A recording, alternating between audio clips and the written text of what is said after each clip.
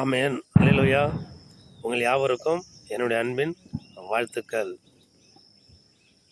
பாருங்க, மழை காலங்களில் நம்ம ஊர்களில் இருக்கிற குளங்கள் நீரினால் நிரம்பி வழியும். மழை காலங்களில் நம்மளுடைய ஊர்களில் இருக்கிற ஒவ்வொரு குளங்களும் நீரினால் நிரம்பி இருக்கும். அதை சுற்றிலும் புல்லுகள் நாணல்கள் பசுமையாக முளைத்திருக்கும். பார்ப்பதற்கு ரொம்ப அழகாக இருக்கும். அந்த தண்ணீருக்குள்ளே திரளான மீன்கள் நீந்தி விளையாடி கொண்டு இருக்கும்.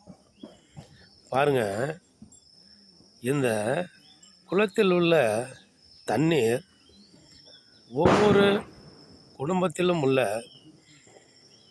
ஒரு மனைவியை குறிக்கும் அப்படின்னு சொல்லி வச்சுப்போம்.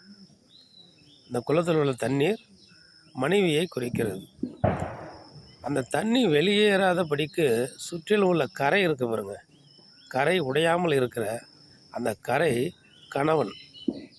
அந்த தண்ணிக்குள்ளே விளையாடுகிற மீன்கள் இருக்குது பாருங்க, அதுதான் பிள்ளைகள். இப்போ இந்த தண்ணீரில்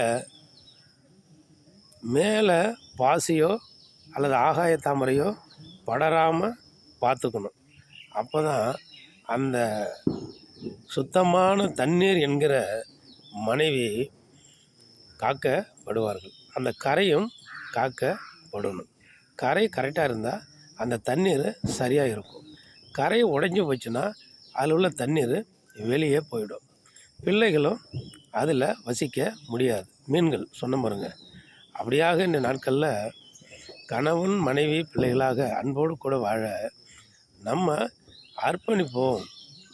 கர்த்தரிடத்தில் காத்திருந்து நன்மைகளை பெற்றுக்கொள்வோம். பாருங்கள், காலையில் எழுந்தோன்னே ஒரு அழகான குடும்பம் காலையில் டீ போட்டு எடுத்துகிட்டு வந்து ஒரு இடத்துல அமர்ந்து கணவன் பிள்ளைகளோடு அமர்ந்து இந்த டீயை குடித்து நம்ம பேசிகிட்டு இருப்போம். ஒவ்வொரு வேலையும் நம்ம சாப்பிடுகிற பொழுது இரவு நேரங்களில் முக்கியமாக வெளியில் வேலைக்கு போயிடுவாங்க. ஆகாரம் செஞ்சு எடுத்து வந்து வச்சு சுத்தீர அமர்ந்து ஆகாரங்களை போட்டு சாதம் போட்டு குழம்பு ஊற்றி நம்ம பேசிக்கிட்டே சாப்பிடுவோம். எவ்வளோ ஒரு அழகான குடும்பம் பாருங்கள். இந்த குடும்பம் இவ்வளோ அழகாக இருந்தால் எவ்வளோ நல்லாயிருக்கும்.